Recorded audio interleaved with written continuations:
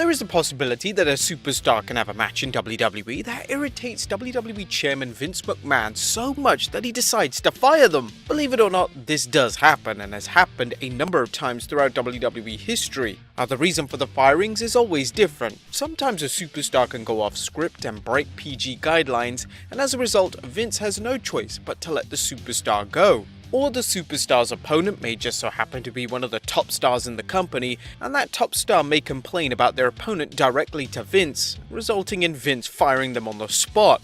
But which wrestlers were they? Well, join us now as Wrestlelamia looks at 6 WWE superstars who were fired immediately after a match. Be sure to subscribe and hit that notification bell for daily wrestling videos, and follow us on Facebook for exclusive lists.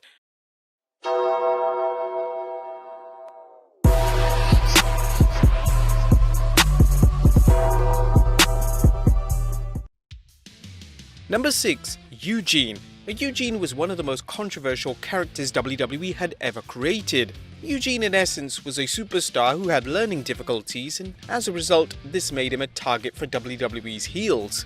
Even though the presentation of the Eugene character has aged quite terribly, this didn't stop WWE in attempting to bring back the character in 2009. WWE would re-sign Eugene with the aim of bringing him back to television once they found an appropriate storyline. The storyline they decided on was to book Eugene in a contract on a pole match versus the Calgary Kid, who would later be revealed to be The Miz. According to Eugene himself, Vince McMahon absolutely hated the way he looked in the match. Eugene stated that Vince had a major issue with his weight gain and that nobody's going to want to see fat old Eugene, and as a result, he was fired immediately after his match with The Miz. Number 5. Cain Velasquez.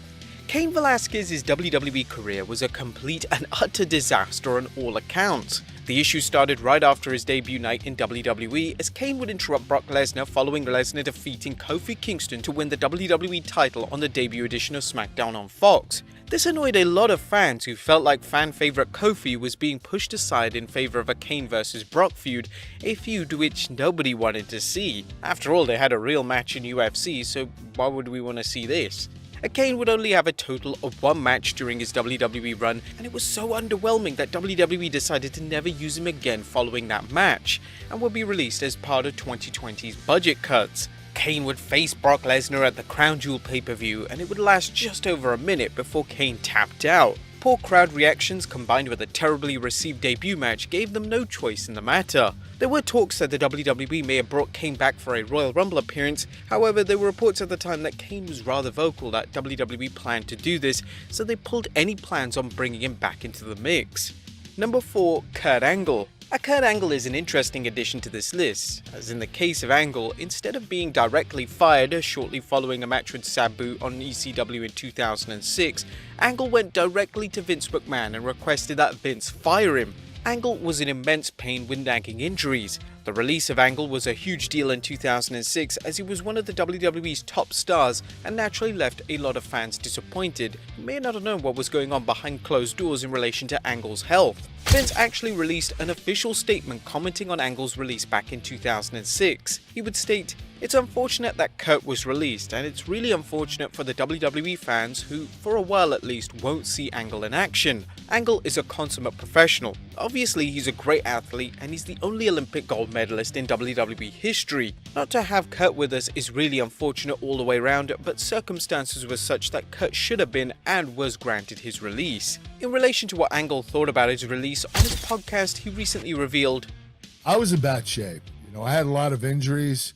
At one particular time, I had the neck injury, the shoulder, abdominal. I tore an abdominal muscle, a groin muscle, a hamstring.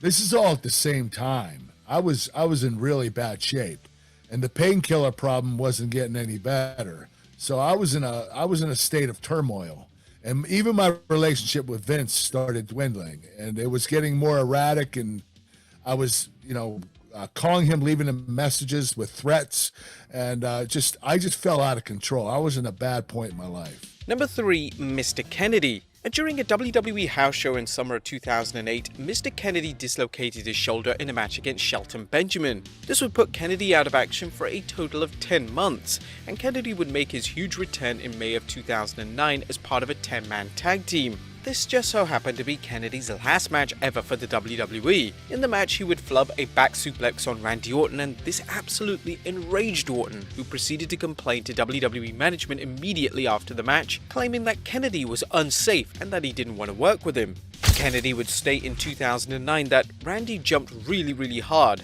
In wrestling, it's give and take. It was a matter of either I drop him on his head or I help him through this. His neck never even touched the mat, which makes me wonder why he even went to the trainer's room to get his neck taped up. He was so injured that he went on to wrestle 3 nights in Mexico. Kennedy's comments once again enraged Orton, who went on a message board to respond to Kennedy. Orton would state that Kennedy did indeed drop him on his head, and that he did indeed go to WWE management to complain. A lot of fans jumped to Kennedy's defense when Orton decided to leave yet another message on the message board involving Kennedy's wife. Orton would state, "I honestly hope for his wife's sake that he can find something else he's marginally good at and earn a living. I know he really wants to entertain, so good luck, Ken, you're gonna need it." According to Kennedy, it wasn't just Orton who complained. WWE's top star John Cena also went to WWE management to side with Orton. The sooner he's out of a job, the better. This would ultimately leave Vince no choice but to release Kennedy from his WWE contract. Number 2. Brad Maddox. Brad Maddox is most well known to WWE fans for his time spent serving as the general manager of Raw between 2013 and 14. Following his rather forgettable stint as the authority figure at WWE's premiere show, Maddox would return to the ring, mainly working dark and live event matches. However, in November 2015, Maddox would be immediately fired from WWE after he referred to the crowd as cocky pricks during a pre-match promo for a dark match. Due to WWE being a PG presentation, Vince reportedly hated the promo and made the decision to immediately fire him. Now get out of my ring! A lot of fans called Vince out as just a few months later he would drop an F-bomb live on television. Fans believed it was incredibly hypocritical for Vince to fire someone for cursing at a show, then doing the exact same thing himself just a short time afterwards. And number 1, The Ultimate Warrior. The Ultimate Warrior was without a doubt one of the WWE's biggest stars ever. However, he was notoriously difficult to deal with, and his behavior in relation to his match at 1991 SummerSlam pay-per-view is a clear indication of this. As 1 month before SummerSlam, Warrior would write a letter to Vince threatening to no-show the pay-per-view unless he was paid over $500,000 that was apparently owed to him. This left Vince in a difficult position as Warrior was supposed to be in the main event of the show, so Vince had no choice but to pay him the hefty sum. Mistake on your part.